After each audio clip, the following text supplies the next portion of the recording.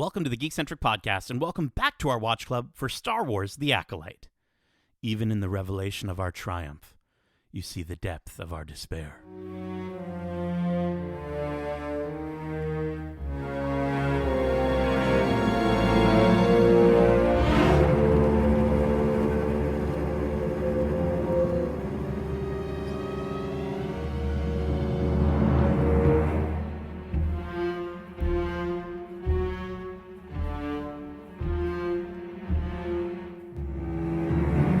Welcome back to Watch Club. My name is Nate, and this is our Watch Club for Star Wars: The Acolyte, Episode 5. If you're joining us for the first time, this is Watch Club, our weekly review series, kind of like a book club, but way better. Keep in mind, we will be going into full spoilers for this series and Star Wars in general, so if you haven't watched this week's episode yet, be sure to do so, and then come right back in less than 12 parsecs. Now, before we all get skewered on a lightsaber, let me introduce you to the lovely Force wielder joining me today. He's the jovial, jurisprudent justifier of justice. He's Justin, the Jedi-loving Lawrence. How's it going, man? Oh, I'm doing good, man. It has been a tough week to be a Star Wars fan. To be a Jedi lover. And to be a Jedi lover, for sure, in this episode. But just to be a Star Wars fan in general as well, with all the sort of despair and conversation that's been going on the socials, that I hope that this episode 5 has quelled any issues that people have. But I don't know. Star Wars fans are a wild bunch. If there's anything that can bring Star Wars fans together, it's violence. So let's hope so. There's a lot of shocking moments, some great combat moments to discuss. I do want to kind of just start off, though, with, in this episode, we get another cool lightsaber gimmick with a shorter, detachable saber. Reminded me of the sabers, not the expensive sabers at Disney, but like the cheap sabers at Disney that you get, that people are combining like 5 different like blades on one saber and things like that. And I think we've seen in the trailers, we've seen, of course, the whip saber that we're going to see in a future episode. I think our collective Star Wars minds were blown all the way back in 1999 when Darth Maul had a double-bladed lightsaber, and then in 2014 we had the spinning 2-sided lightsaber with the Inquisitors, which was sick. And then we also had the what did he have? He had like a blaster saber.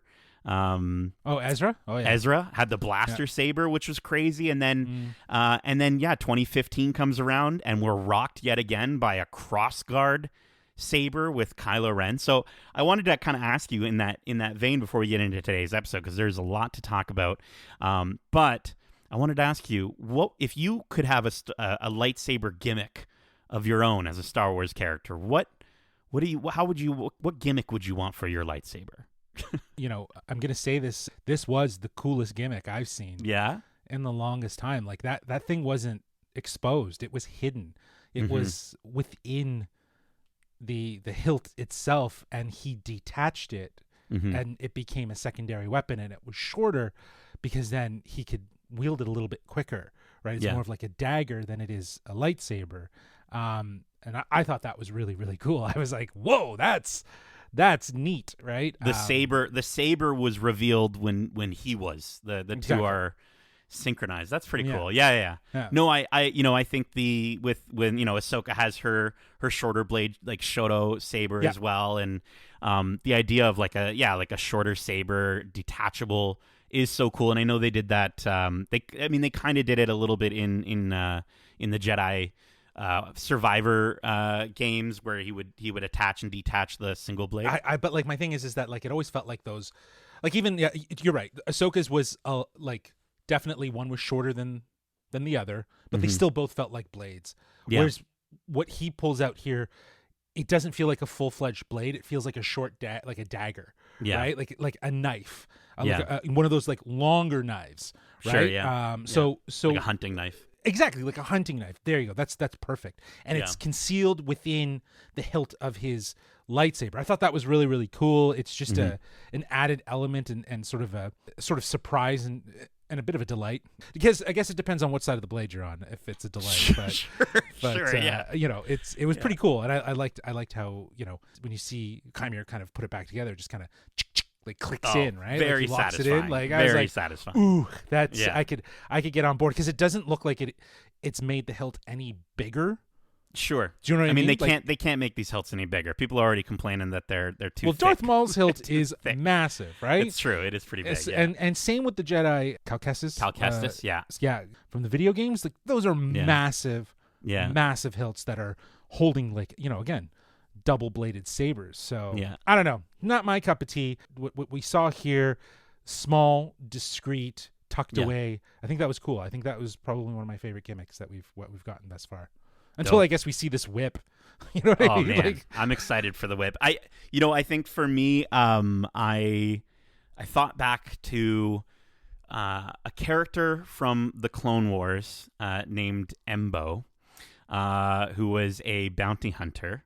And this is going to sound stupid at first, but I promise you it's cool. I would want a lightsaber frisbee hat, okay?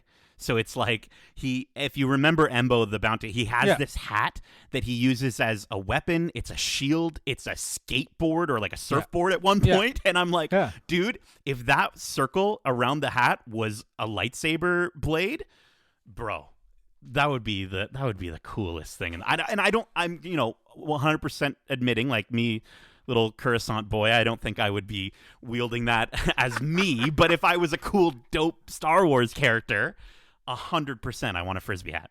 Oh, for sure. Yeah. There's got to be some sort of fun name there. We'll have to talk to Kevin, but it's like sombrero, but saberero. I don't know. Okay. Yeah. That would be like the fan name for it. That's the thing. Exactly. It would just be called a saber hat or something, but they would come up with sombrero, whatever. I was thinking that or a lightsaber fork. I think a lightsaber fork sounds more practical for me. I would like to see, if we're going to get into the modern invention of lightsabers actually being in our everyday, I'd like to see them as a set of cheese knives. That'd be pretty cool. Just melt your cheese. Oh, you used the lightsaber knife again. You melted all the Gruyere. All right. Well, listen, before we get a flashlight stuck to our backs, causing some big old bugs to steal us away, let's get into this episode 5, dude, titled Night, directed by Alex Garcia Lopez, who also directed last week's episode Day. And I want to quickly commend Darcy for last week's little mini prediction that the episode would be called Night. I don't even know if you could. He gets it. He gets a point. Give him a point, dude. Come on. He gets a point for sure. Okay. But all I will say is that given the title sequencing of what they've been doing, it was only logical that the next episode was going to be called Night. I loved how it was like, that is it. That you've cracked it. I'm like, of all the things that Darcy's ever cracked, that was the most obvious, even for him. But I love though that there is this parallel in the titling where it is, just these opposites, right? Because that's kind of what we're playing with. But yeah, it's cool, and it makes sense that why you would have the same director do both. 100%. And I'm happy. I'm really happy that was the case, and I think Alex Garcia Lopez did a great job. Episode 5 starts off again on Kofar as we see Osha waking up with the wind knocked out of her. It was like me when I fell off a four-wheeler. And she immediately searches for and finds Pip. And then she hears some sabers clashing in the distance. She runs and trips into a pile of orange dust, and she immediately sees the dead body of one of the Jedi that traveled with her. She looks into the forest to witness, and the subtitles call him Stranger. So bear with us. We're going to call him Stranger for now. Obviously, we know who he is, but and we knew who he was. But she sees the Stranger battling and killing the other Jedi. Yord is injured, and just before the Stranger is about to finish him off, Osha fires a single stun blast at him. It does nothing. He slowly turns towards her, and Yord tells her to run. Meanwhile, May, panicking and breathing heavily, grabs Kelnaka's lightsaber. Then we see Osha continue to run, and suddenly the Stranger is behind her. He ignites his red blade and throws it out using the Force. Just as it's about to hit Osha, Soul steps in and deflects it. As the saber is recalled back, it strikes 3 trees and then lands back in the hand of its master, who then disengages it. He walks forward, and the 3 trees slowly fall. Soul calls out, "Civilian to the ship!" And he force pushes Osha back into the arms of Yord, who pulls her away, repeating, this was such a Dwight moment for Yord. He just repeats what the boss says, and he just says, "Civilian to the ship," and starts pulling her away. I'm like, all right, Dwight, calm down. But yeah, Soul looks forward. He's prepared to fight. And then we cut to the title sequence. So let's stop there. A lot to jump in here. I want to talk about this first section of this battle. What did you think of the Strangers' combat and seeing all these Jedi just get killed? Dude, it was awesome. It was so good. I think it's what everyone's been sort of waiting for in terms of the combat. We've gotten little hints of it, and we've been kind of teased with it and tantalized by it, like with some of the force foo and the sort of hand to hand. But we haven't really seen much saber, because these sabers are treated as very elegant weapons that you don't pull out unless entirely needed, and this is obviously a situation where it is needed. So to see the Stranger moving around and using his helmet as a way to depower. Now I imagine I've got the source notes. You want to really quickly? I'll jump in. So cortosis is a metal, and this is from Star Wars.fandom. So cortosis is a metal that had a very high energy absorption rate and transmission coefficients, which allowed even the energy of a blaster bolt to be dissipated upon contact. One of the strongest minerals in the galaxy. Cortosis could even withstand the blow of a lightsaber and briefly short out its blade. It could also redirect the heat of explosions, as discovered when General Anakin Skywalker attempted to collapse the entrance of a cortosis mine, and the resulting explosion breached through I'm not going to try to pronounce that. But one of the things the article does say is, despite these advantages, cortosis was very fragile until refined, making it normally useless as armor.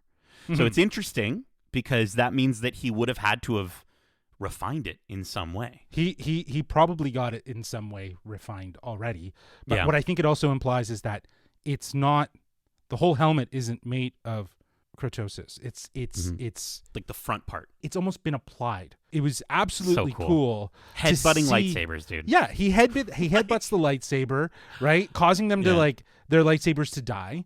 Yeah. And then, he then proceeds to, kill them by shish kebabbing them, which was so cool. He stabs one, force pulls the other one into it. I said skewering. I like shish kebabbing more. I think. The only thing I didn't like about that scene is that they pulled away for the head cut.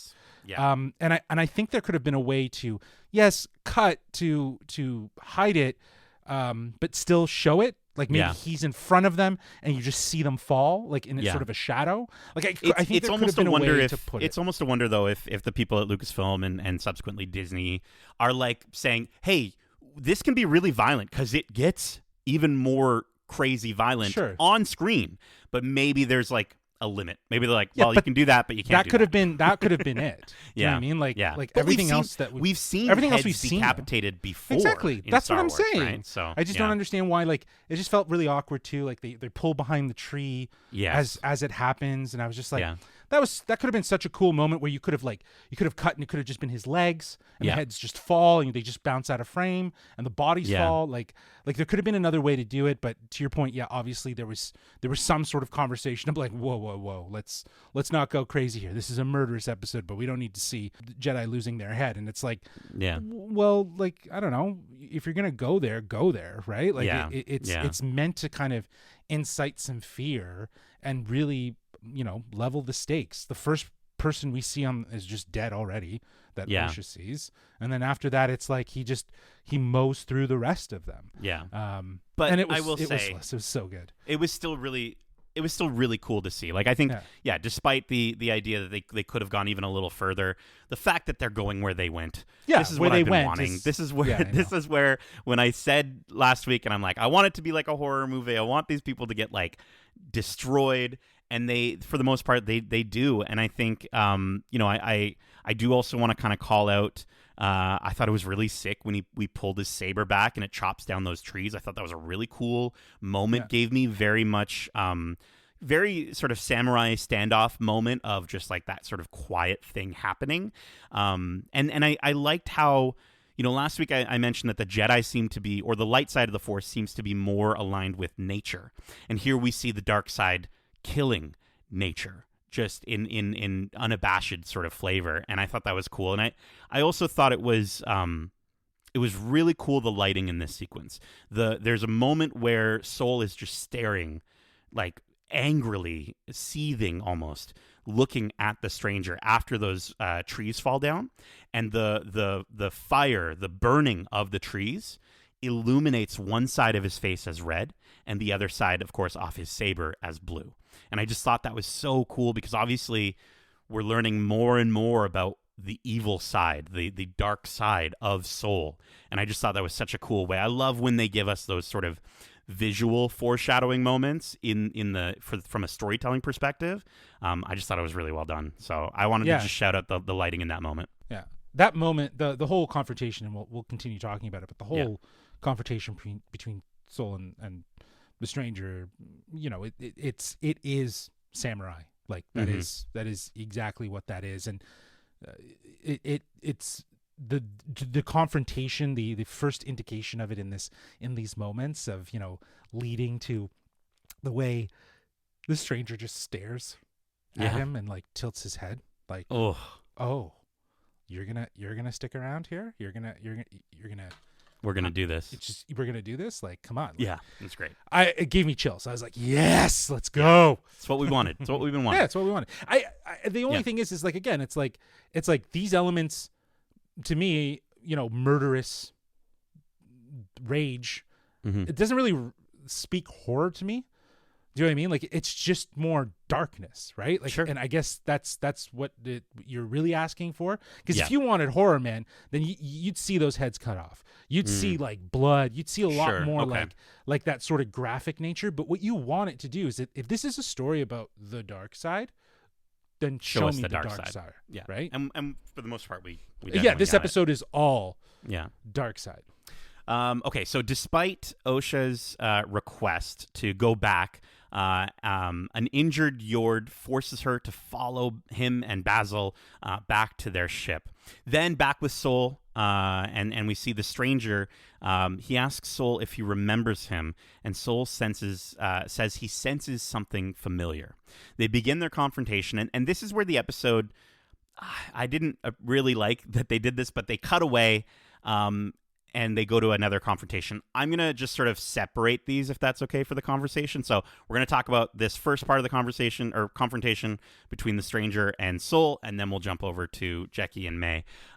So as they come to a standstill, Soul asks the stranger to show his face, but he rejects him, saying, and allow you to read my thoughts? No, no, no. They continue their battle, and eventually Soul is knocked to the ground. He slowly gets back up, ignites his saber, but the stranger is gone. Osha asks Yord, what is he?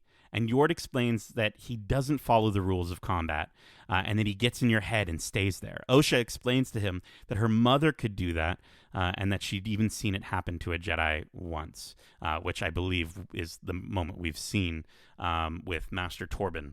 So I've got 3 questions off of this, and feel free to go as far into these or as little as you want with these. But I want to start with, what do you think the stranger meant by Soul, asking Soul if he remembers him? Like, was it just the apothecary, or do you think there's more there? Because I've got a theory on this. I'm sure you do, but I honestly think it's the apothecary piece. Okay.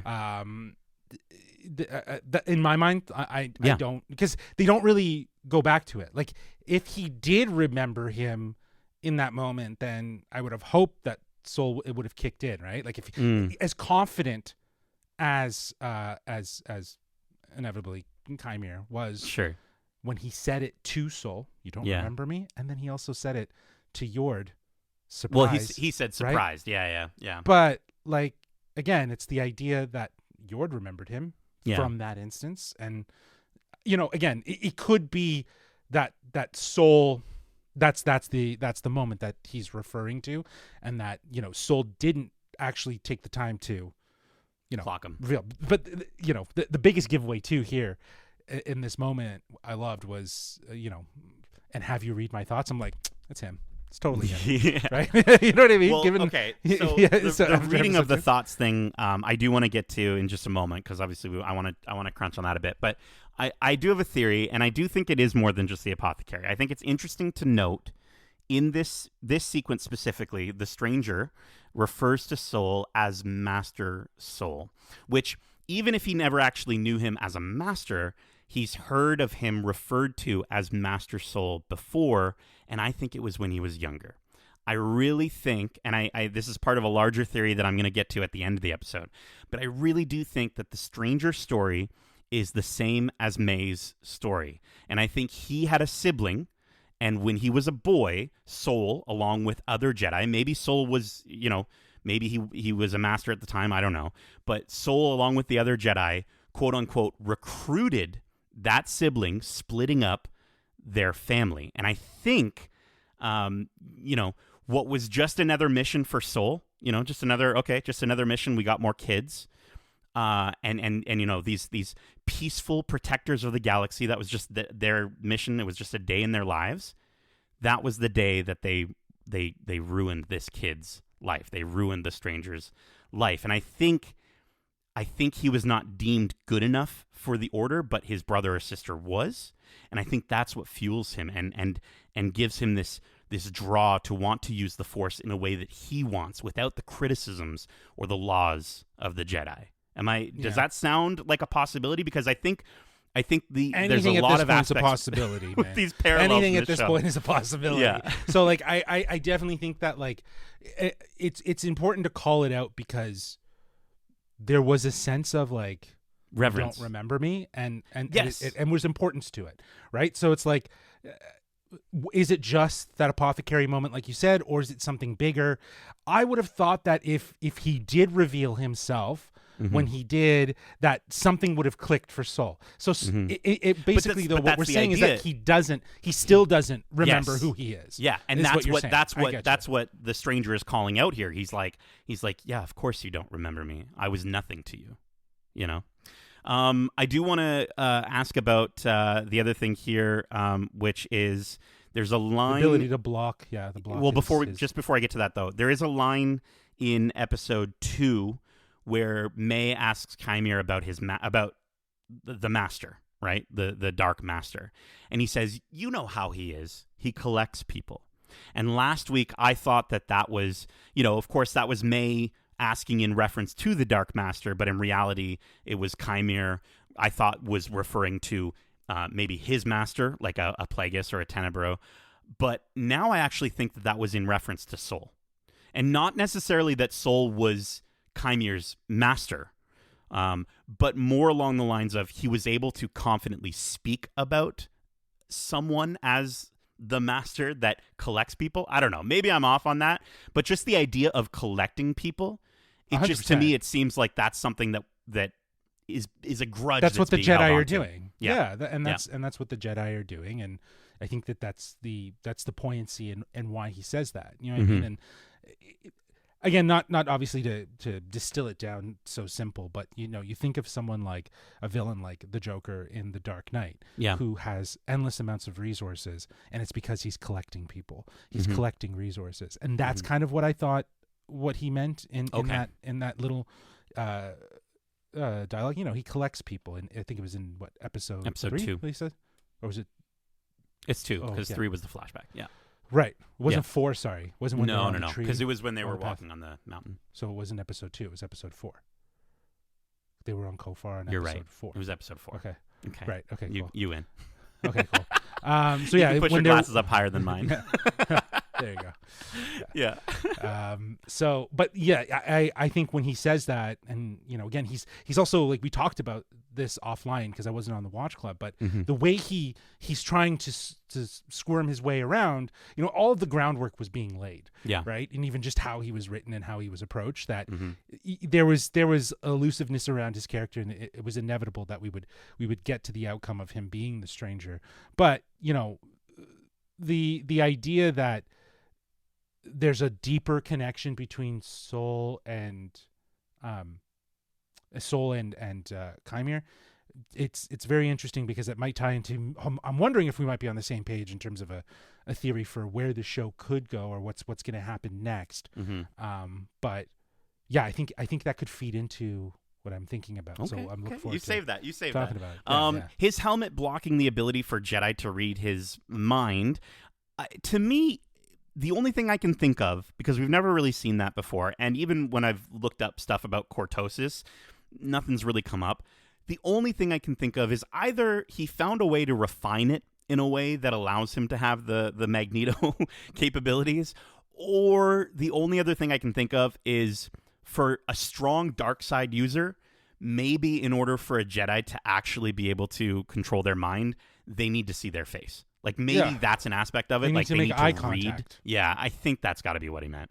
Yeah, because if at the end of the day, I think it's very much, you would imagine that would be the case, right? Yeah. Like, you can't really identify who a person is if you don't have the person's eyes and face to kind of connect with. So that feels that way, but I don't know if that's the additional bonus that the cortosis does. It blocks Force users. I doubt that's what it is, because then there would be more of that.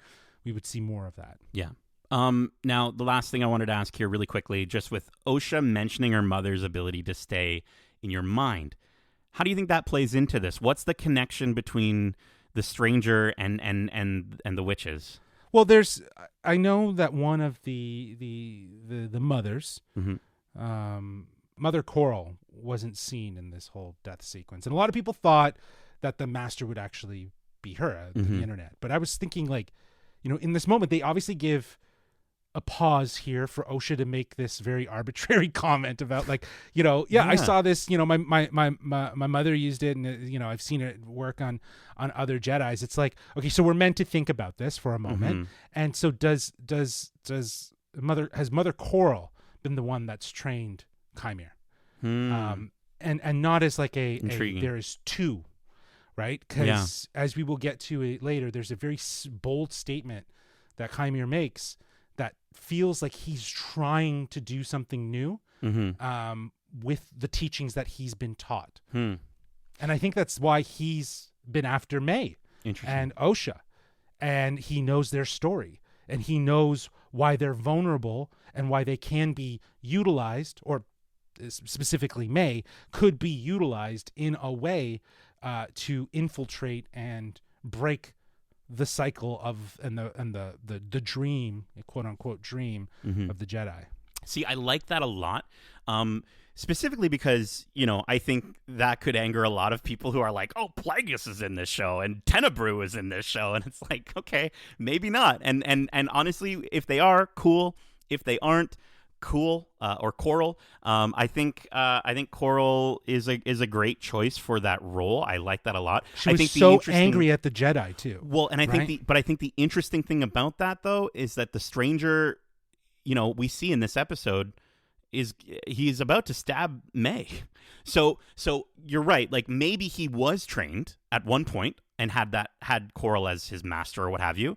But clearly he doesn't care about her anymore, because I don't think she would want her daughters to be. Yeah, but I don't think he's doing this. I don't think he's doing this for her. Her. Yeah. Like, I think Mother is long dead now. Do you know what I mean? But he has been left with this. With this training. So that's another interesting thing too, because in the trailer for the upcoming flashback sequence, we do see Kalnaka. It does look like Kalnaka's eyes are blacked out, and now maybe it wasn't Anastasia. Maybe it was Coral. Maybe it was a young stranger. Well, we'll get there, but there's a lot of insinuating remarks in this episode that have me second guessing what we saw in that flashback. So we'll talk about it. Okay. Let's keep going here. We're gonna get to the Jackie and May stuff now. So this sequence, when you get to a fight that you've been waiting to see for like 4 episodes, and it's, oh my gosh, it's gonna be so cool, and then they immediately cut from it. It's a little disheartening. I was a little okay with sort of how they managed to sort of piece it together in the end. I was like, okay, fine, but when we talk about clunky, it definitely felt clunky. Okay. May is apprehended by Jackie as she's leaving Kalnaka's domicile. Jackie attempts to arrest her, and the two enter some dope hand-to-hand combat. Eventually, May manages to get Jackie held back with a blade to her neck. Jackie does like a double headbutt move. A lot of headbutts in this episode. She does a double headbutt move to escape and manages to get May into some binders, subduing her. Jackie uses the force to pick up Kalnaka's saber, and then out of the darkness, the stranger runs, which was scary. Like that's horror right there. No, that could have been, again, that could have been done a lot more scary. Like the fact of when she looks up and then you just see him in the thing, I would have. Yeah, but I think they, again, I don't want to interrupt your flow. Keep going. It's okay. So the stranger runs and attacks her. The stranger disables one of her blades and holds her as she blocks him. She manages to ignite Kalnaka's saber and continues to, she gives like a little smile, and continues to fight back. Then the stranger witnesses May running off into the forest. He lets out a frustrated sigh and engages with Jackie again, and after a series of fantastic blocks, her saber is now cut at the emitter, and in disbelief she looks down and then up again, and she sees that the stranger has yet again, like Batman, disappeared. So let's talk about these incredible combat moments with Jackie here. I love Jackie so much. Yeah, I know. Well, this is one of many moments of where you're meant to appreciate this character, and I think it was at this moment I was like, is she gonna die in this episode? Yeah. Right? Like, is she going she's so to? Cool. Yeah, because she's so cool, and it would be the one that would hurt the most in terms of like taking away. Mm-hmm.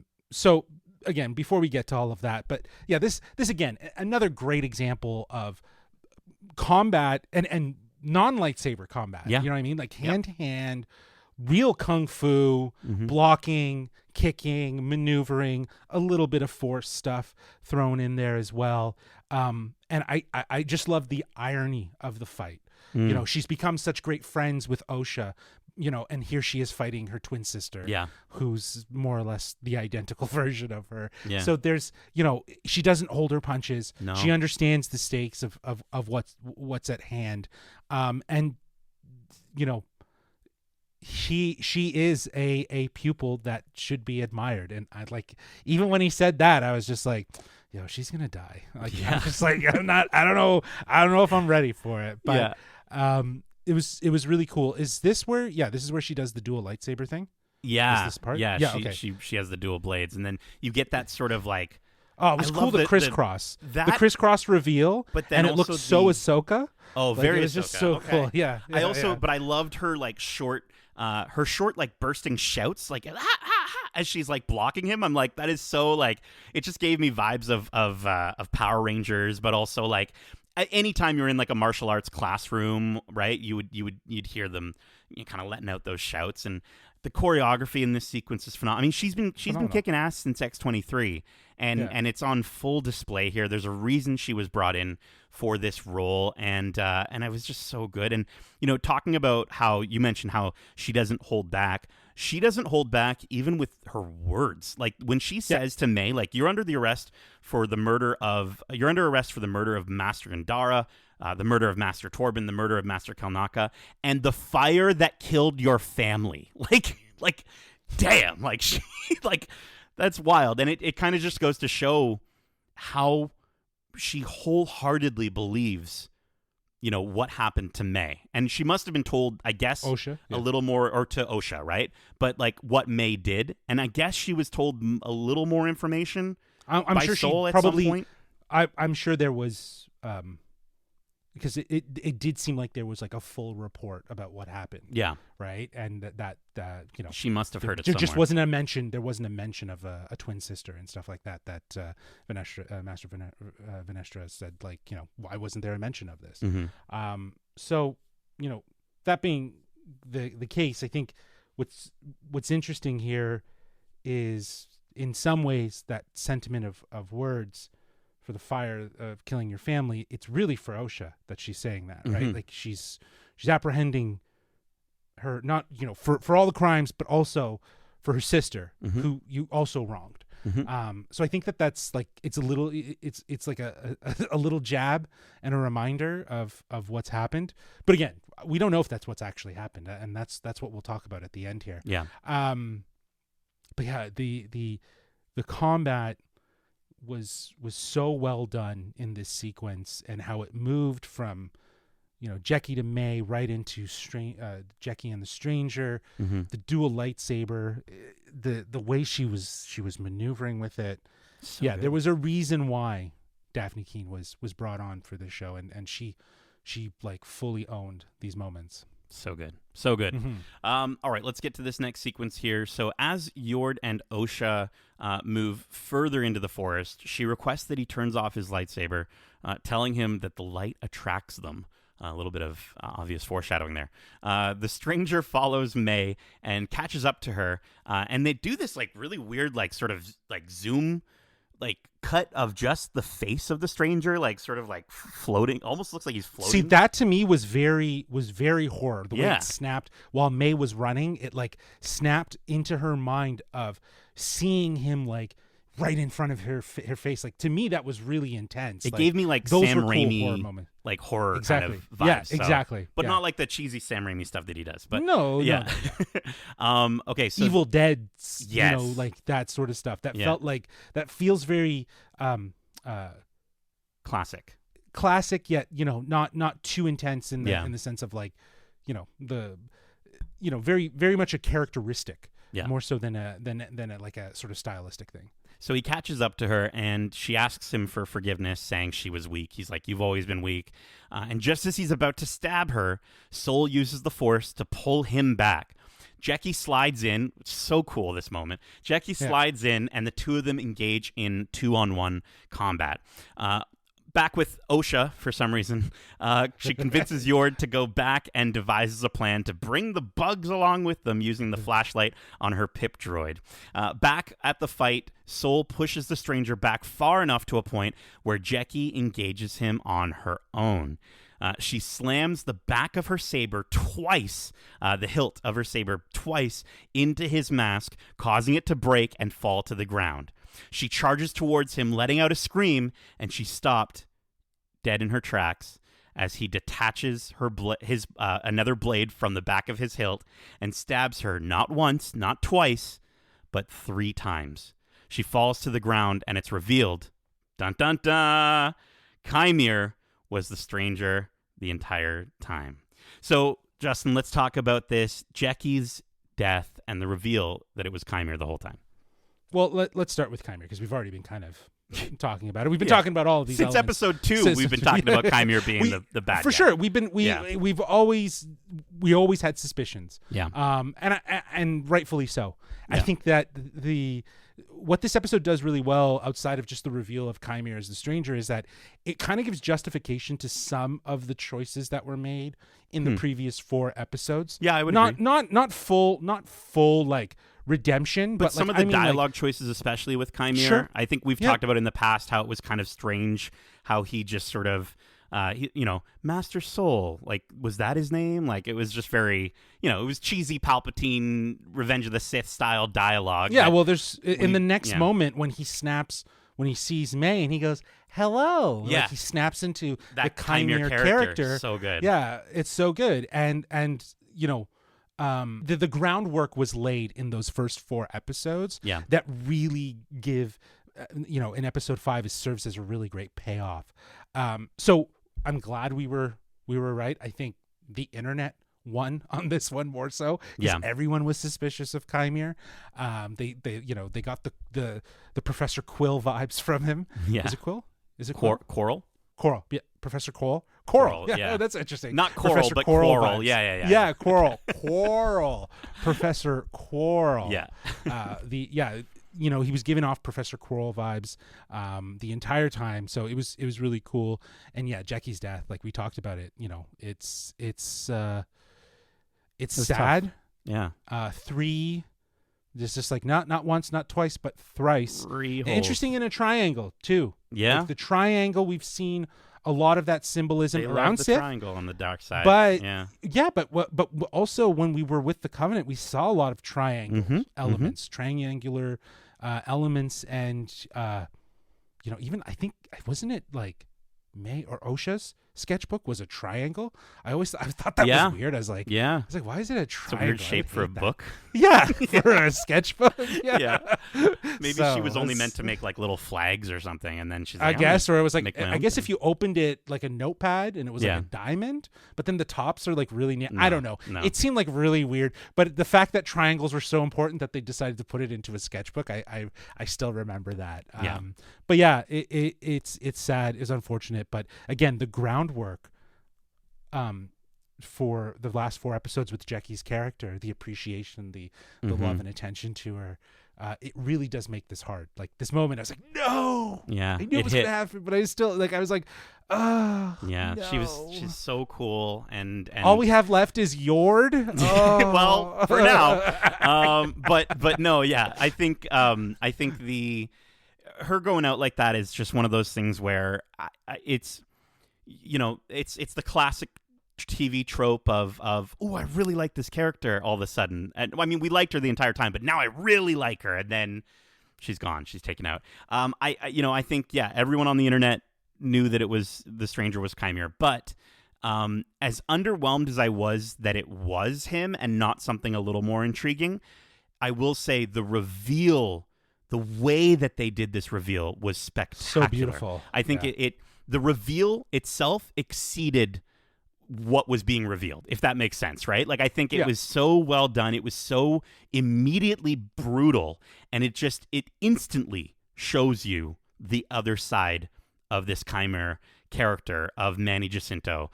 And I just thought it was so good. And yeah, man, the detachable saber and the bam, bam, bam, just seemingly felt like out of nowhere. It was so good. It was so good. Yeah. Even like, as he stands there, Manny Jacinto, like, we haven't gotten a line from him yet. Yeah. As this, maskless character. We'll get there because the acting is it's incredible. Yeah. But you see it in his demeanor, the way his shoulders. He's an entirely different person. So good on Manny for matching what was asked of Amanda Stenberg, to create 2 distinctly different characters from one another that he had to do the same thing. He had to do the same thing. He absolutely did. And he didn't have to actually play, I guess he is playing 2 characters to a certain degree. So there is this duality, but you can see it right in the moment. And again, a huge shout out to the choreography. I know we've been gushing over it, but like the way that they were able to kind of bring the Duel of Fates vibe into this 2-to-1 combo of Soul Jackie versus the stranger, and almost do a reverse here where the master is losing the Padawan versus how Obi-Wan lost his master. Well, even Qui-Gon getting hit in the head with the saber hilt, right? And that's how he went out, and now we've got her doing the same thing to him, but she's the one that gets man. Oh, it's so good. It's good. It's one of those things that it's like, Jackie honestly because of this episode, will be an all-timer, I think, as far as just from this show, at least. I'm really I can imagine about people are going to be complaining that they shouldn't have killed her. Yeah, 100%. You know what I mean? Sure. Like, that's where we're going. Yeah. Okay, let's keep going here because another death is about to happen. Soul shouts, "No!" and then quietly says, "Jackie." Chimere slowly walks toward him, saying, "Was that its name?" And Soul tells him she was just a child. But Chimere shrugs it off, replying, "You brought her here." He looks towards May and uses the Force to pull her. He like does a spin move. He throws his robe. He throws his cloak over top of Soul. It was like such a cool, fancy dance move, and then really he Force sick. pulls. Yeah. Oh yeah. Manny Jacinto is definitely doing some breakdancing moves in this episode, but no, he uses the Force to pull May into his hand. He pulls her throat into his hand, and he holds his lightsaber ready to ignite it against May's face. Soul drops his blade and asks him, "What are you?" And he says he has no name, but a Jedi like Soul might call him Sith. When asked what he wants, he says the freedom to wield his power the way he likes, without having to answer to a Jedi like you. He says he wants a pupil and an acolyte, but that May went back on their deal, exposing him. So now he has to kill every last one of them. Using the Force to grab Kymir's helmet out of nowhere, Yord swoops in and attacks him, using his helmet to block his blade, while Kymir uses his gauntlet to block Yord's blade, and both blades are disabled. As Yord struggles in a hold, he recognizes Kymir, and Kymir says, "Surprised?" and then overpowers him, brings him to his knees, and then snaps his neck. So first off, we have to give a moment of silence for the Yord Horde out there.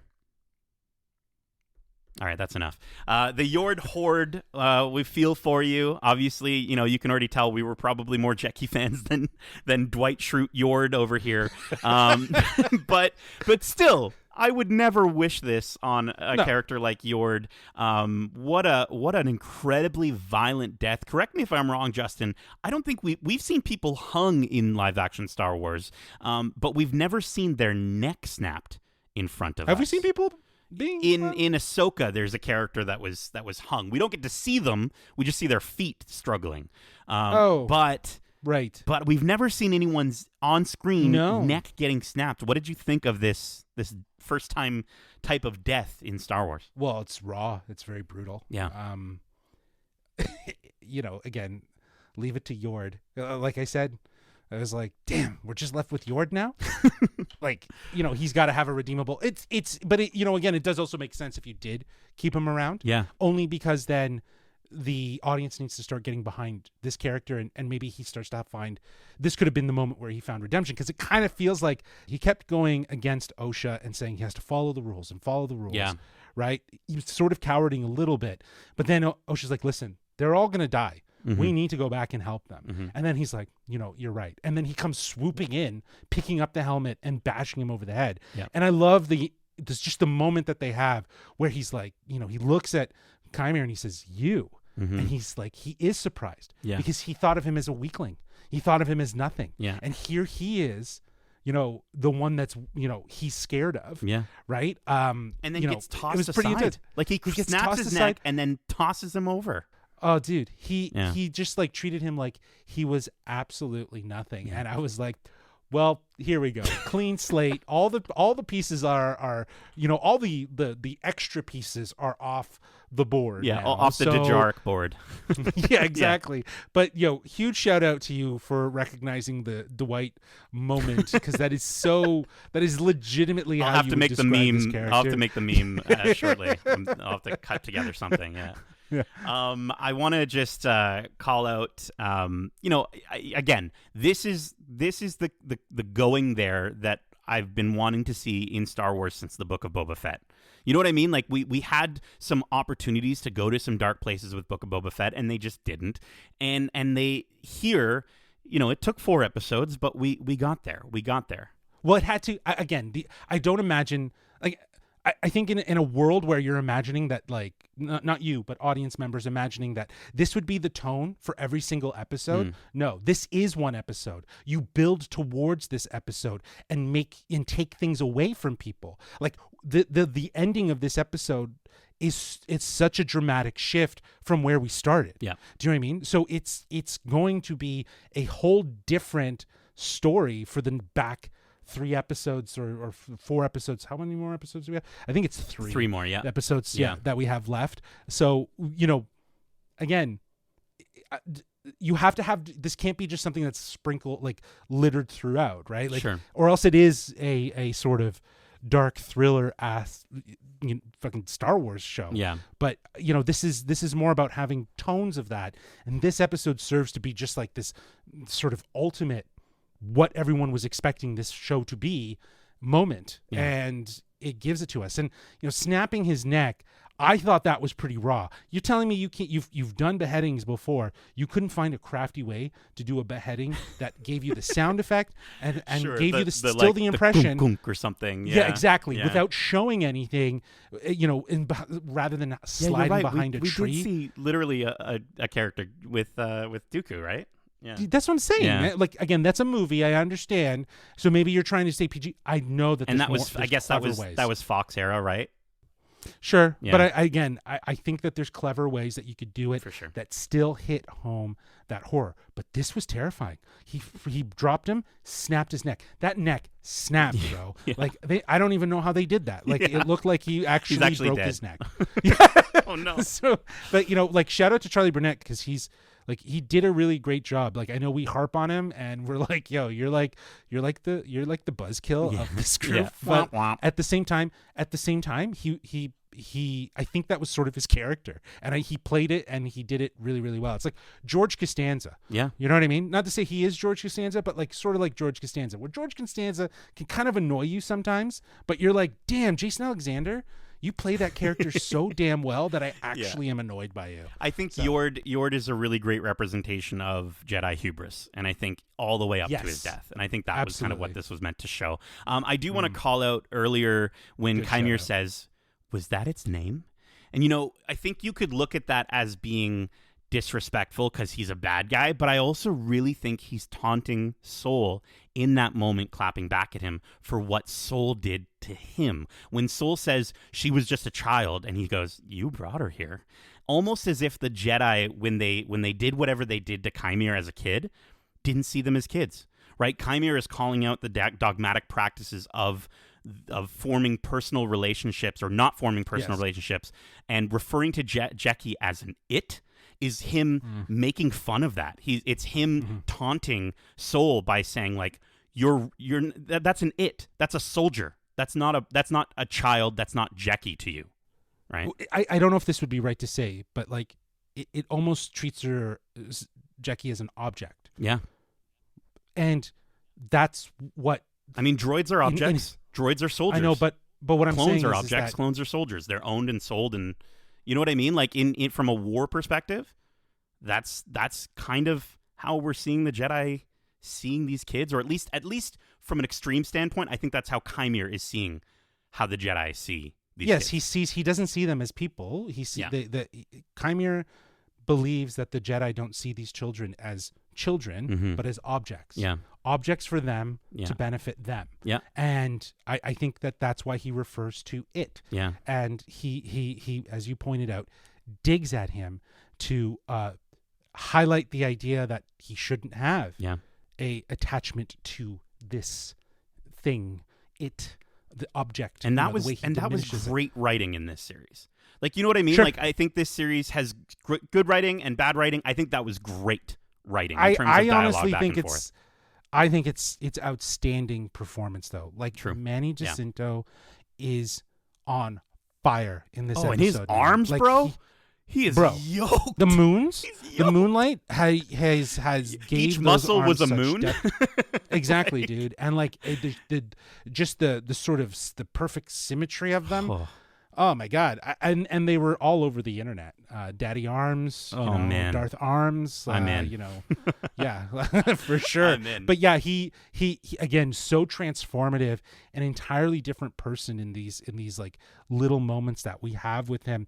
I also just want to point out, this is the first time we have heard the word Sith in this show, if I'm not mistaken. Yep. And he doesn't even, and people are going to go off the chains with this, but he's not saying that he's Sith. Yeah. He's saying a Jedi like you would call me Sith. You would see me as Sith. Yep. And, his deep desire, his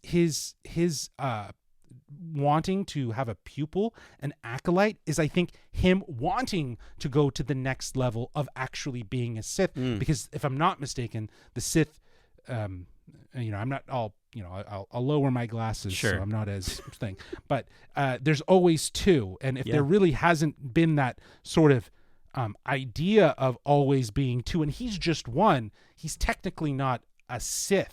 He's just a dark wielder, right? Like of the Force. Like there's no sense of that. So he's looking for someone that can be his pupil, his acolyte, so that they can go to this next level, which is, I think again, it's very intentional in this moment. It really paints what he's looking for. He's looking for his own master apprentice, master Padawan relationship that, as you've been pointing out and maybe highlighting in some instances, maybe was taken from him, that he was not deemed worthy to actually have because of his incapabilities. And here he is at the top of his strength, and he's like, I should have a Padawan. Yeah. So I thought that was really cool. I have a bigger theory on that that I will get to at the end for sure. But let's keep going here. We've got a couple more moments to talk about. With a scream of anger, Soul attacks Chimere, managing to actually start to beat him. He gets him on the ground and kicks him in the stomach, like across the room, essentially. And just as he's about to kill him, Osha screams out to him, telling Soul to stop. Chimere says, "This is your master? You trust him even after everything he did to you?" Soul says his mind has been twisted by darkness, and Chimere says, "I've accepted my darkness. What have you done with yours?" Osha gestures to Soul to get him in on her plan about the bugs. And then she runs and attaches Pip's head as a flashlight to Chimere on his back. The Umbra Moths come in, and as he's getting overwhelmed, Chimere gets carried away by them. Osha turns to Soul and asks why Chimere said what he said, asking him why shouldn't she trust him? He tells her he'll explain everything, but then he's immediately stunned by May, causing them to now have to confront one another in a conversation that for some reason kind of has to happen in a slightly different location. I don't know what the reasoning behind that was. It wasn't that far away, but it just felt weird. Anyways, May says she did what she needed to do for Osha and their family. She says the Jedi got what they deserved and asks Osha if she's forgotten who they are and where their family came from.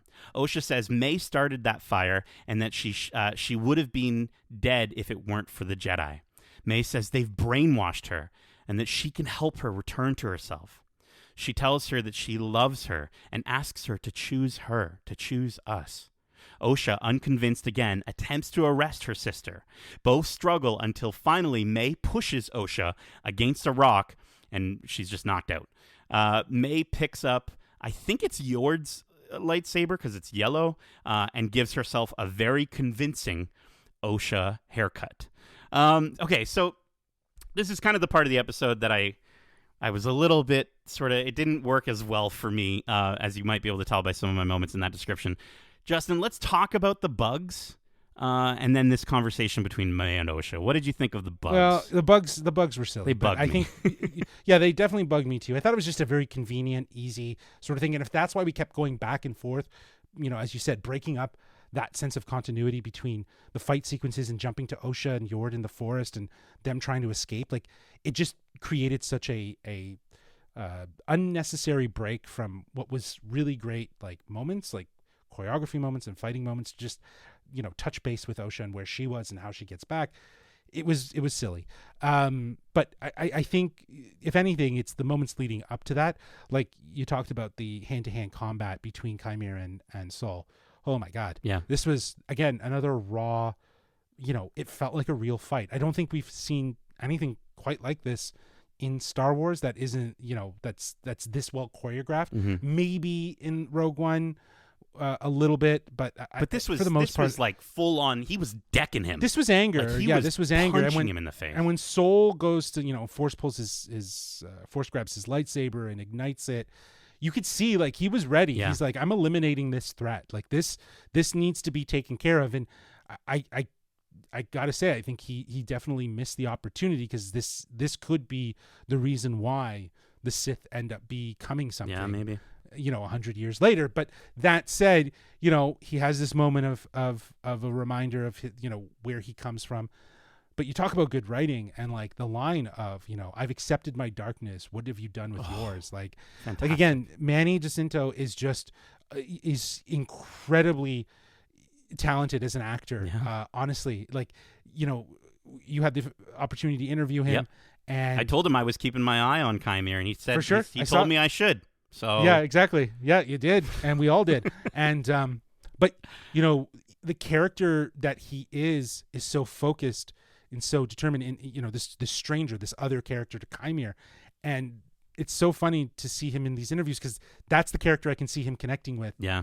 Probably the most, in the way he's quiet, talking about Chimere, and just very thoughtful. Yeah. Do you know what I mean? And insightful. And I think this is what we're seeing from this stranger, this other character to Chimere. Mm-hmm. You know, that's not much of aloof and, oh, you know, don't use your mind tricks on me. Like, you know, he played his part, and now he's showing what he really is. Yeah. And it's awesome. It's so well done. But the whole shtick with the bugs carrying him off, I'm like, okay, well, that's obviously not going to kill him. Yeah. Right. And that's going to happen. I want to jump in there about the bugs. So the use of rules. There was a lot of mentioning of rules, which I think is really interesting here.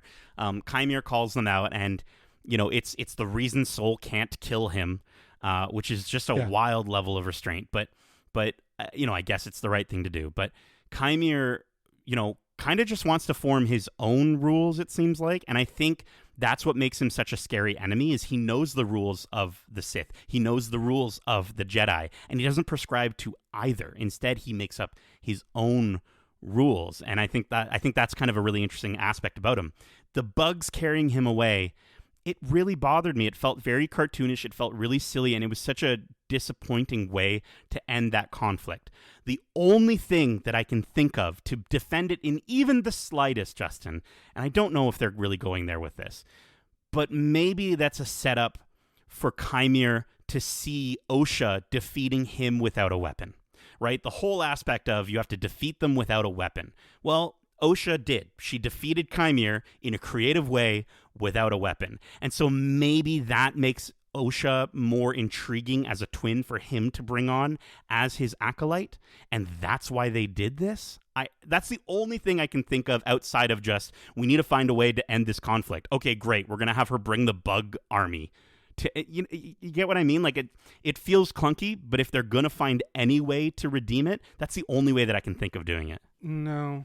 I think what they needed is it's clear that they needed some sort of plot element that forced them all to be divided, so that you get this switcheroo at the end. And I think it was really only relevant here. Yeah. I don't think we'll see any sort of like justification for why the bugs had to come in. Mm-hmm. I think that the problem with this show, I'm finding, and it's general with these 5 episodes of why we get clunkiness, is the duration of the episodes. Sure, yeah. Like, this is a 34-minute episode. That is actually like 27 minutes in total, realistically. Sure. Yeah. Right. Yeah. With like, you know, bumpers on the end and stuff like that. This should have been a longer episode with those bumpers, like pushing like 40 minutes, maybe 42. Yep. That way you wouldn't have had to have so much of like this sort of back and forth of cutting between one fight to another, battle to Osha to Yord and bringing them all back. There were at least 2 instances where Yord and Osha didn't accomplish anything by showing them. Yeah. And it was just some arbitrary line, or it was just some sort of story element, and it felt really silly, and it feels like has to be put there for justification for where they end up in the end at the end of this episode. Yeah. So rather than just giving it a set moment and maybe not coming back to it until they unite and they try to save the day themselves and Yord dies, they gave us these fragmented moments sprinkled throughout, and the bugs felt like part of that too, right? Because they're sort of attached to it. In as being an element to that sort of side story. But why not use Yord's death in a way to? And I get it, you're talking about splitting them up so they can do the switcheroo.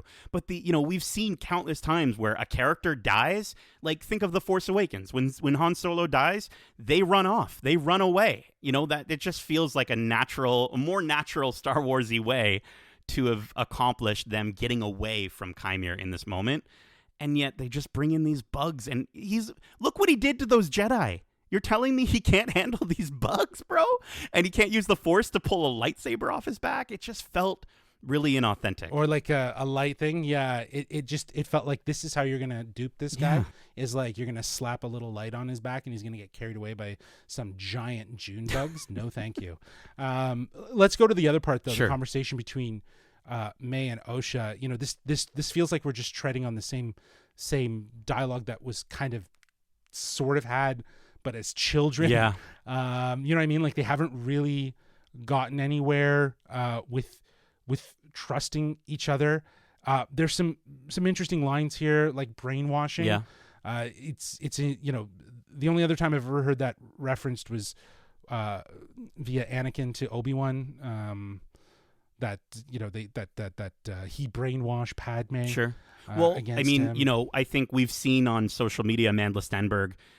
You know, she's had a lot to do. She's said in interviews she's had a lot to do with the story of May and Osha, and also she's a huge fan of Hayden Christensen. So you best believe she pushed for the use of "they've turned you against me." You know what I mean? Like sure. Her as a fan of Hayden Christensen getting to say "they've turned you against me" as May. Kudos to her for that. Cool. So that's if that's great. a writing thing. Yeah. That's a writing thing. Then good on Amanda for pushing for that, because it definitely hits the right tone.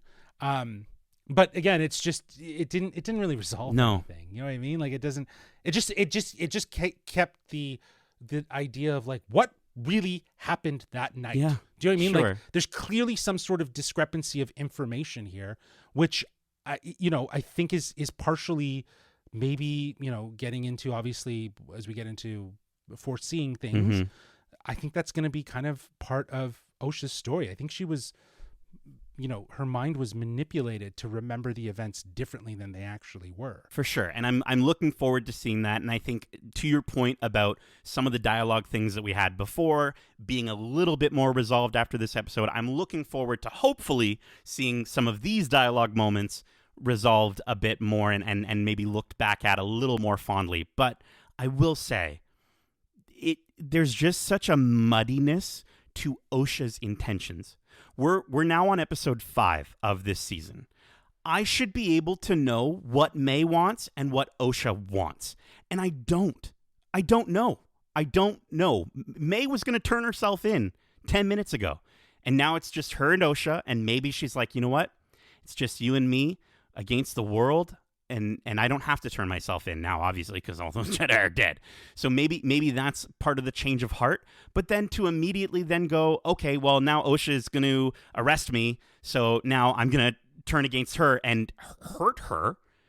To me, it just feels so wishy-washy with these characters to the point where I'm like... It's a constant thing. I want them to be more dedicated to what they want to do. And then see how the story affects them in that sense. But I just, to your point, in terms of the episode length, maybe that's part of this clunkiness in terms of just sort of feeling like maybe we just haven't had enough, we don't get enough time for them to sit in these decisions, to see them actively making them, to the point where they just have to like jump from one mindset to another. It was really frustrating. Yeah, and like to me, that was the biggest flaw in last week's episode was, you know, this suddenly, you know, May has been so hell-bent. She's killed 2 Jedi already. Yeah. She's so hell-bent on this thing, and then she's like, you know what? I'm going to go turn myself in, and I'm just going to, I'm going to move on, and you know, I'm going to let them know who I know and what I know, and I'll be fine. Yeah. And it's like, but weren't you like, for the last 3 episodes, out to murder Jedi? Yeah. Like, why are you doing that? And we constantly saw that in these moments, even in this episode. Yeah. Yord was so against going back, and then all of a sudden he's like, okay, they're gonna die. Okay, you said they're gonna die. We're going back. Like it's like, you know, he and look, he died. Yeah. So but it's one of the many issues I've had with this series as well, is just there's no certainty to characters' motives. Yeah. They're always shifting, and it doesn't seem like it works really for a character like them. Chimere. And to a certain degree, it works for a character like Soul. I just don't know if for your main sort of 2 characters, I want to be on that journey with them. I don't want to be insanely confused by their decision making. I want to be like, oh, that makes sense. We're 5 episodes in. I shouldn't. Anyways, let's get to our final section here, our predictions. I want to ask, what do you foresee happening? But we get to this last section where we see good old Basil, that old boy. He picks up Pip's droid head. So thank goodness we didn't lose Pip in this episode as well. So May, now dressed as Osha, recovers Sol and tells him they have to get back to the ship. On the ship, we see Basil suspiciously watching May as she follows Sol. Then, back with Chimere, we see him pick up his helmet and his robe, and he discovers Osha injured on the ground. He uses the Force to heal her injuries, or at least it seems that way, and he laments what extraordinary beings we are. Even in the depth of our triumph, we see the depth of our despair. He covers Osha with his robe, and then the episode ends. All right, so, Justin, we've got Chimere, or the Stranger, or whatever we want to call him, with Osha, and May is now with Sol. What do you foresee happening next, or foresee happening next? Well, the old switcheroo has just happened here. Yeah, I mean, like, for House of the Dragons fans, tell us if you've seen this before. Yeah, exactly. But sorry, go ahead. Yeah, and I'm like, part of me thinks that there's the opportunity for the next part of this story to be about the shift. Yeah. And about how Osha becomes the Acolyte and May becomes the Jedi. Sure.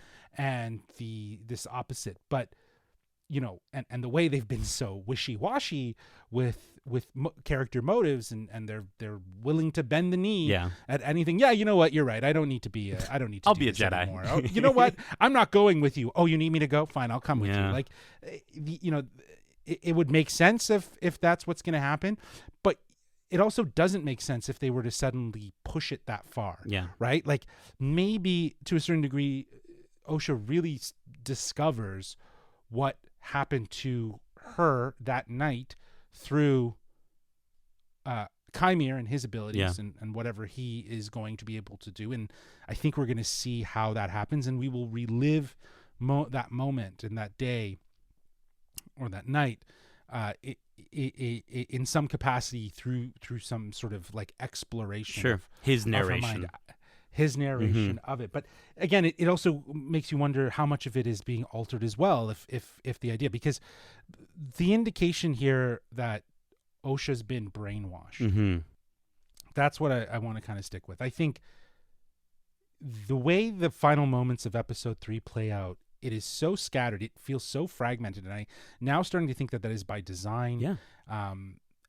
In the sense of we don't have all the right pieces of information, because we are seeing that evening or for that night from the perspective of Osha, and I think her mind was tampered because she woke up on the ship at the end of that episode after what she remembers had happened.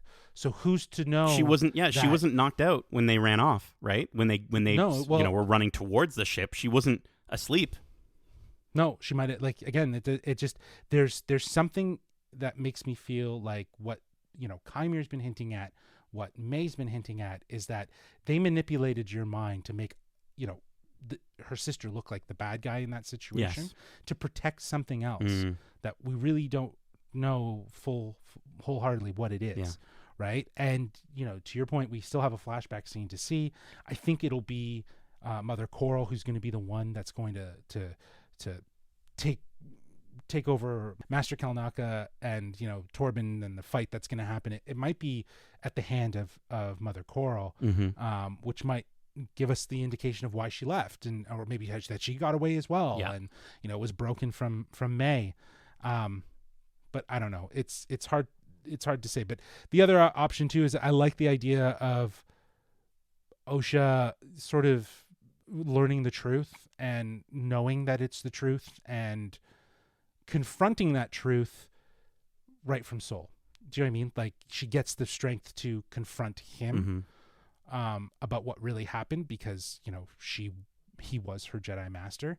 Because I think there needs to be a resolution. There was these constant hints, like, I will tell you later, I'll explain more later, and we haven't gotten that yet. And we really do need to hear what happened from Sol rather than anyone else. So I don't know. I'm kind of like this thing. I'm wishy-washy about what I foresee happening, but like I don't know. It is all. I really do feel like this episode though was such an interesting reset to the show. Yeah.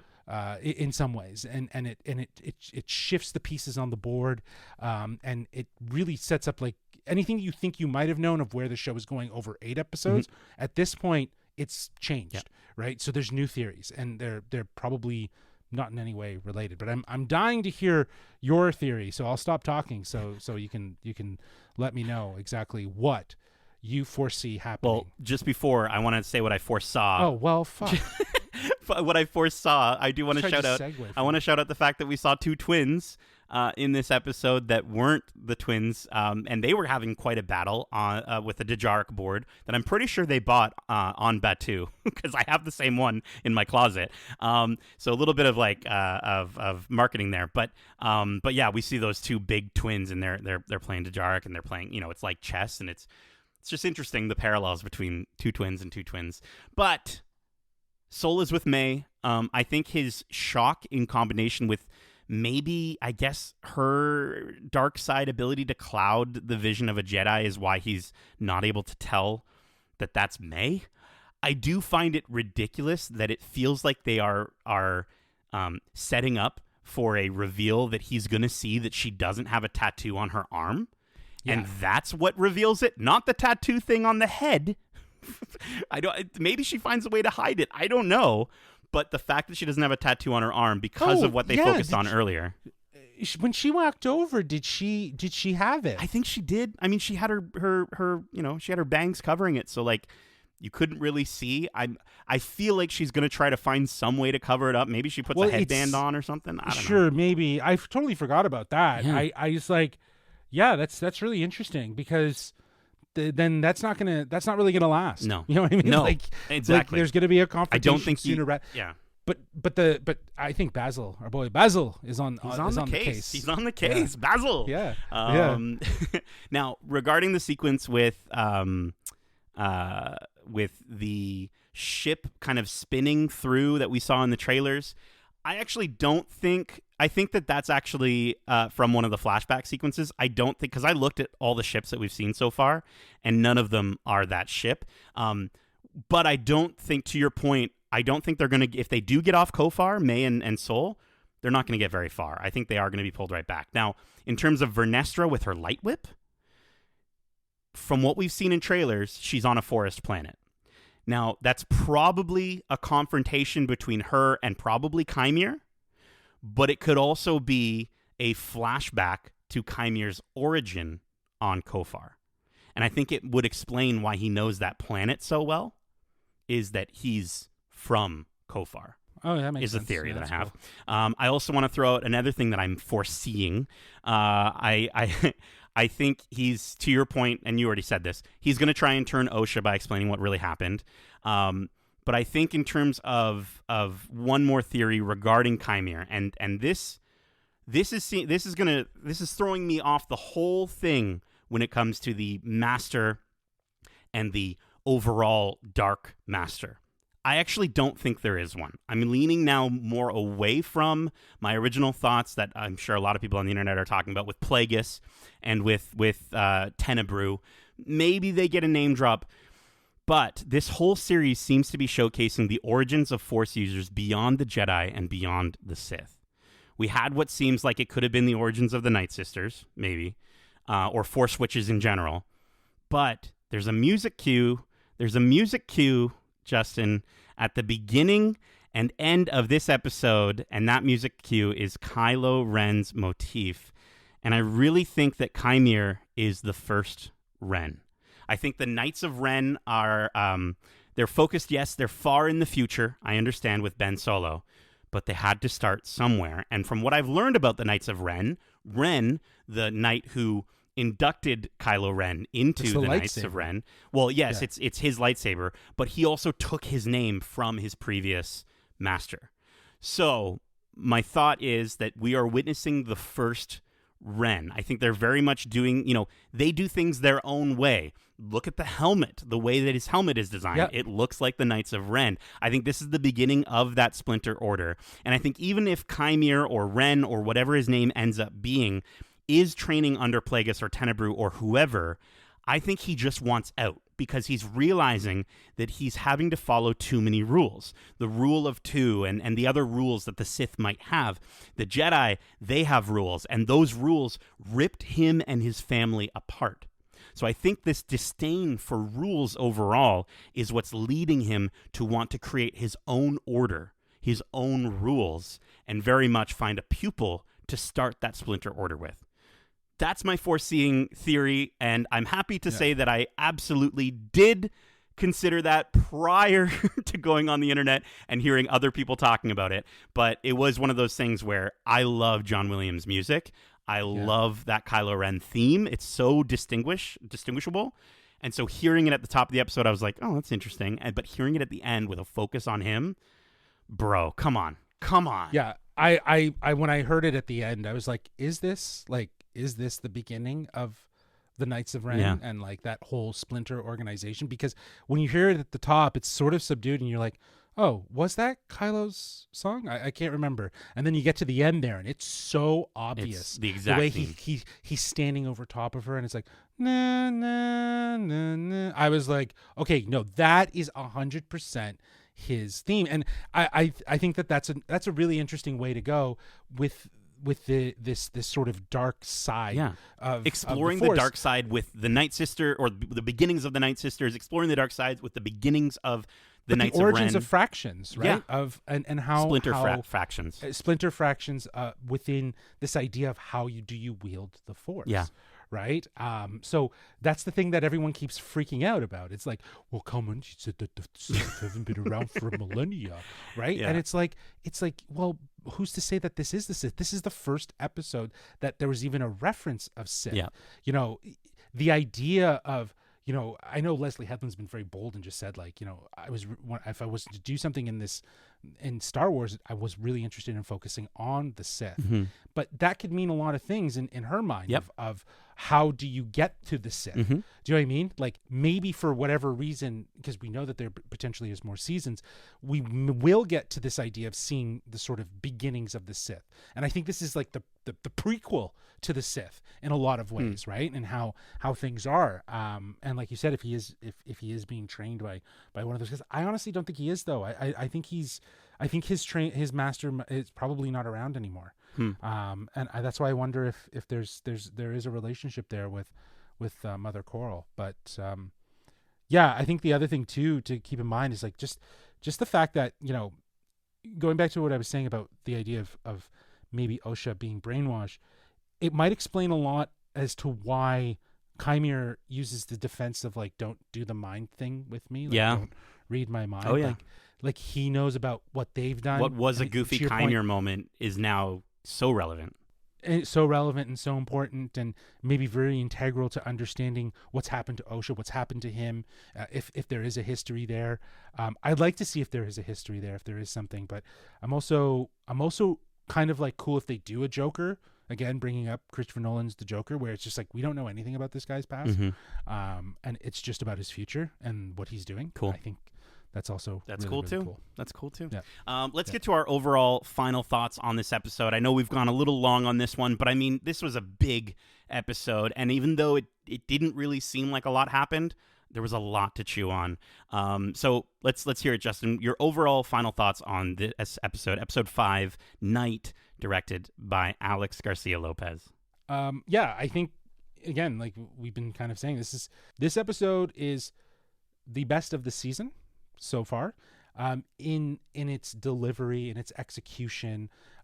There's still that hint of clunkiness overall, but I think this episode got a lot right, but it's still not like a perfect episode. No.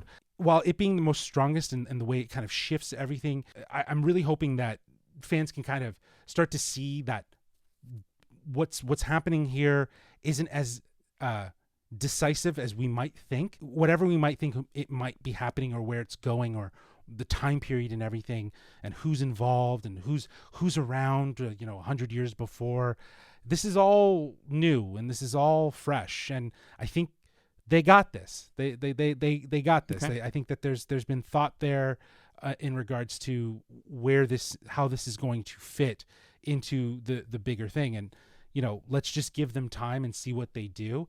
But yeah, it's definitely far from perfect, but it definitely gets a lot right. And then you see it in the choreography, you see it in the beauty of how they were able to spend the last 4 episodes making characters matter and then suddenly just taking them away.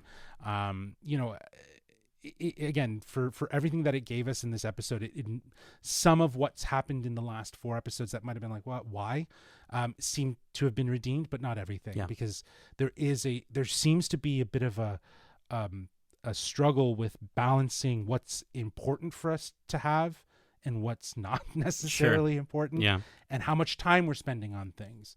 Yeah, it's definitely great. I hope fans can chill and just enjoy the rest of the season, and then talk about bigger picture stuff. But yeah, and Manny Jacinto on fire. Chef's kiss. Dude is brilliant. Yeah, his acting was as big as his muscles in this episode. Dude, so good.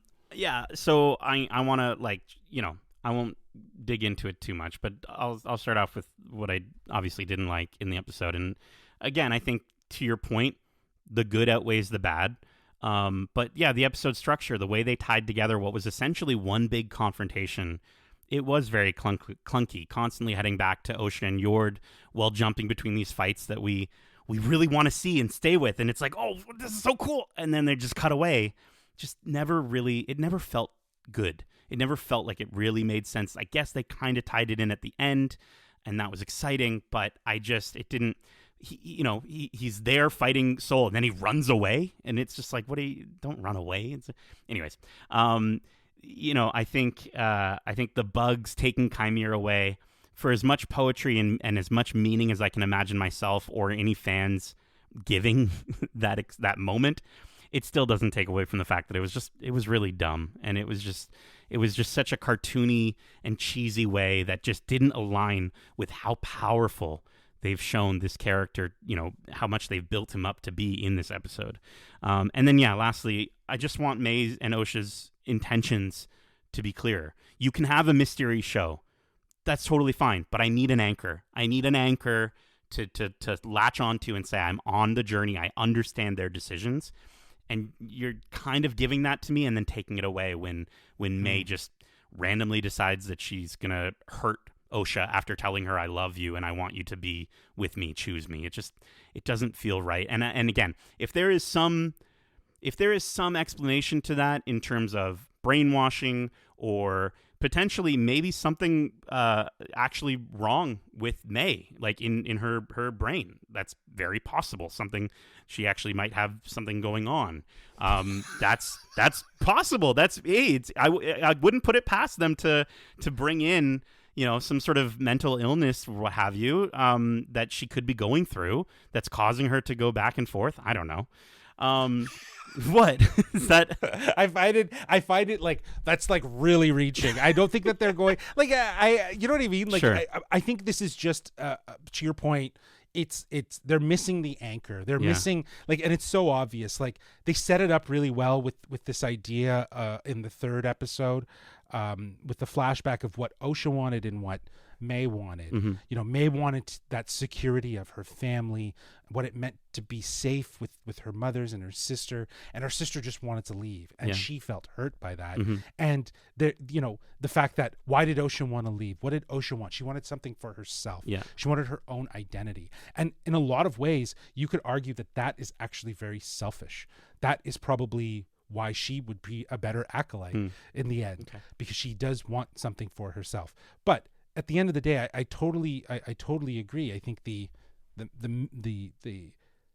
wishy-washiness, and honestly, last week's episode, I was just floored by how quickly May was just like, I don't need to do this anymore. I'm like, what? I'm like, you've just spent the last 3 episodes, or 2 episodes, I guess, because 3 is a flashback. Sure.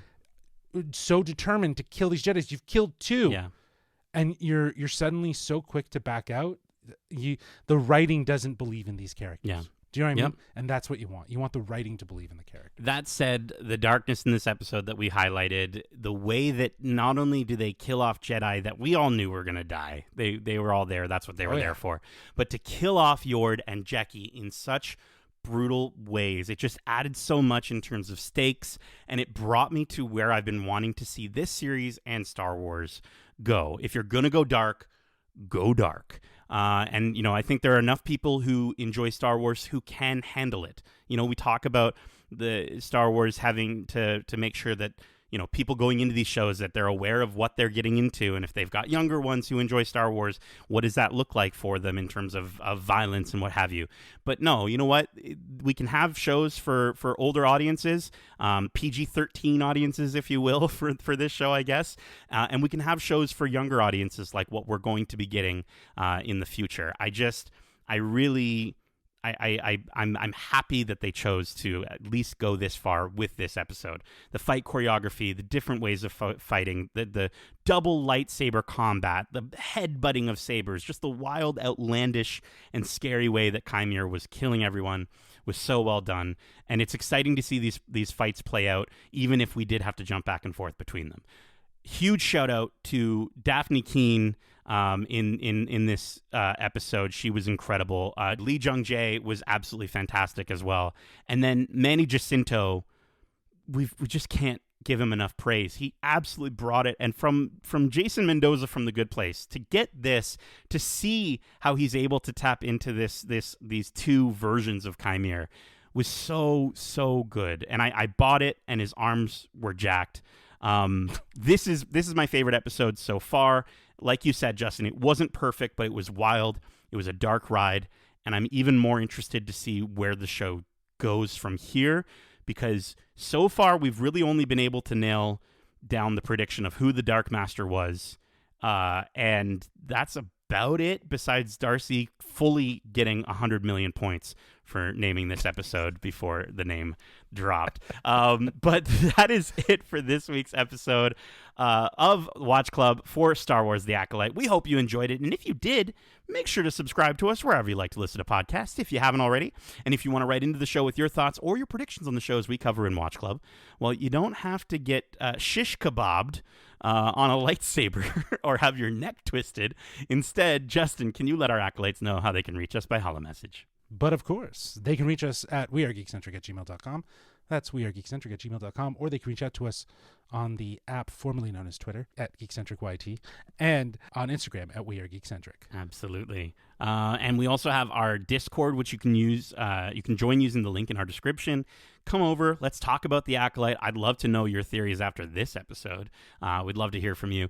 We also have a ton of other great episodes covering the latest in movies and TV shows, including our recent spoiler-free reviews for House of the Dragon Season 2, Inside Out 2, The Boys Season 4, Kingdom of the Planet of the Apes, Doctor Who, and Star Wars Tales of the Empire. We've got some great interviews out now, like our most recent interviews with the Canadian animators from Pixar who worked on Inside Out 2. Justin had a great chat with them about their roles at Pixar, what emotions are driving their consoles in their headquarters, and their favorite Pixar movies.